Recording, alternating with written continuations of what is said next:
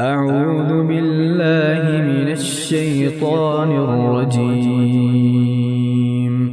بسم الله الرحمن الرحيم.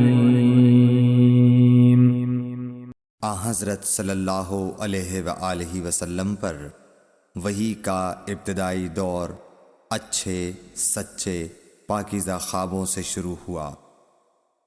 آپ خواب میں جو کچھ دیکھتے وہ صبح کی روشنی کی طرح صحیح اور سچا ثابت ہوتا۔ پھر من جانب قدرت آپ تنہائی پسند ہو گئے اور آپ نے غار حرا میں خلوت نشینی اختیار فرمائی اور کئی دن اور رات وہاں مسلسل عبادت اور یاد الہی و ذکر میں مشغول رہنے لگے۔ جب تک گھر آنے کو دل نہ چاہتا توشہ ہمراہ لیے ہوئے وہاں رہتے۔ توشہ ختم ہونے پر ہی اہلیہ محترمہ حضرت خدیجہ رضی اللہ تعالی عنہا کے پاس تشریف لاتے اور کچھ توشہ ہمراہ لے کر پھر وہاں جا کر خلوت گزین ہو جاتے۔ یہی طریقہ جاری رہا یہاں تک کہ آپ پر حق منکشف ہو گیا اور آپ غار حرا ہی میں قیام پذیر تھے کہ اچانک حضرت جبرائیل علیہ السلام آپ کے پاس حاضر ہوئے اور کہنے لگے کہ اے محمد پڑھو۔ آپ فرماتے ہیں کہ میں نے کہا کہ میں پڑھنا نہیں جانتا۔ آپ صلی اللہ علیہ وسلم فرماتے ہیں کہ فرشتے نے مجھے پکڑ کر اتنے زور سے بھینچا کہ میری طاقت جواب دے گئی۔ پھر مجھے چھوڑ کر کہا پڑھو۔ میں نے پھر وہی جواب دیا کہ میں پڑھا ہوا نہیں ہوں۔ اس فرشتے نے مجھ کو نہایت ہی زور سے بھینچا کہ مجھ کو سخت تکلیف محسوس ہوئی۔ پھر اس نے کہا کہ پڑھ۔ میں نے کہا میں پڑھا ہوا نہیں ہوں۔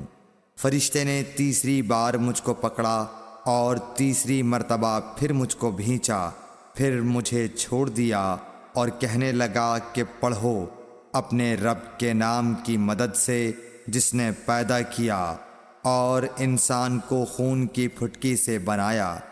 پڑھو اور آپ کا رب بہت ہی مہربانیاں کرنے والا ہے۔ بس یہی آیتیں آپ حضرت جبرائیل علیہ السلام سے سن کر اس حال میں غار حرا سے واپس ہوئے کہ آپ کا دل اس انوکھے واقعے سے کانپ رہا تھا۔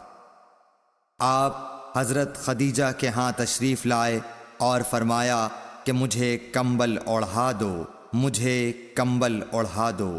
لوگوں نے آپ کو کمبل اوڑھا دیا۔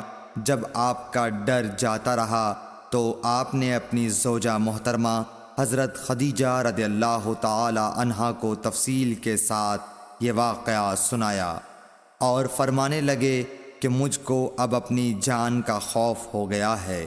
آپ کی اہلیہ محترمہ حضرت خدیجہ رضی اللہ تعالی عنہا نے آپ کی ڈھارس بندھائی اور کہا کہ آپ کا خیال صحیح نہیں ہے۔ اللہ کی قسم آپ کو اللہ کبھی رسوا نہیں کرے گا۔ آپ تو اخلاق فاضلہ کے مالک ہیں، آپ تو کنبہ پرور ہیں، بے کسوں کا بوجھ اپنے سر پر رکھتے ہیں، مفلسوں کے لیے آپ کماتے ہیں، مہمان نوازی میں آپ بے مثال ہیں اور مشکل وقت میں آپ امر حق کا ساتھ دیتے ہیں۔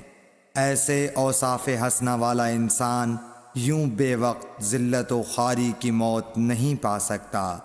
پھر مزید تسلی کے لیے حضرت خدیجہ رضی اللہ تعالی عنہا آپ کو ورقہ بن نوفل کے پاس لے گئیں جو ان کے چچا زاد بھائی تھے اور زمانہ جاہلیت میں نصرانی مذہب اختیار کر چکے تھے اور عبرانی زبان کے کاتب تھے۔ چنانچہ انجیل کو بھی حسب منشائے خداوندی عبرانی زبان میں لکھا کرتے تھے۔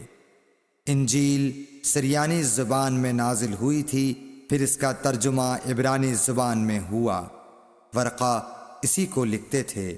وہ بہت بوڑھے ہو گئے تھے، یہاں تک کہ ان کی بینائی بھی رخصت ہو چکی تھی۔ حضرت خدیجہ رضی اللہ تعالی عنہا نے ان کے سامنے آپ کے حالات بیان کیے اور کہا کہ اے چچا زاد بھائی، اپنے بھتیجے محمد صلی اللہ علیہ وسلم کی زبانی ذرا ان کی کیفیت سن لیجئے۔ وہ بولے کہ بھتیجے، آپ نے جو کچھ دیکھا ہے اس کی تفصیل سناؤ۔